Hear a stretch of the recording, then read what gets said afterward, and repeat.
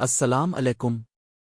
آپ دیکھ رہے ہیں C pack dot S R L اور آج ہم بات کریں گے سی پیک کے بارے میں۔ کیا واقعی یہ منصوبہ پس پشت ڈال دیا گیا تھا اور اب چین اسے دوبارہ کیسے فعال کر رہا ہے؟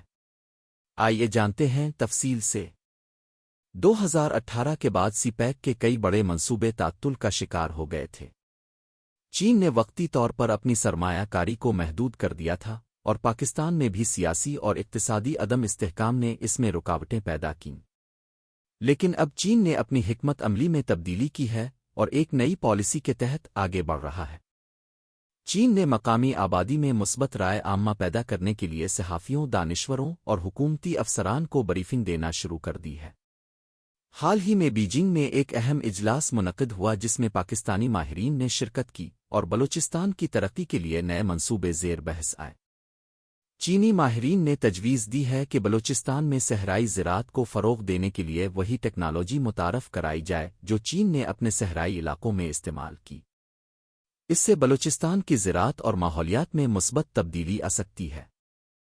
اگر پاکستان سی پیک سے بھرپور فائدہ اٹھائے تو یہ معیشت کو مضبوط کر سکتا ہے۔ گوادر میں پانی کی فراہمی کے لیے ایک طویل پائپ لائن منصوبہ بھی زیر غور ہے جو افغانستان اور وسطی ایشیا سے پانی فراہم کرے گا۔ چین اور پاکستان ایک بار پھر سی پیک کے منصوبوں کو تیزی سے آگے بڑھا رہے ہیں۔ اگر تمام چیلنجز پر قابو پا لیا جائے تو پاکستان کی معیشت میں نمایاں بہتری آ سکتی ہے۔ آپ کا اس بارے میں کیا خیال ہے؟ کمنٹس میں ضرور بتائیں۔ اگلی ویڈیو تک اللہ حافظ۔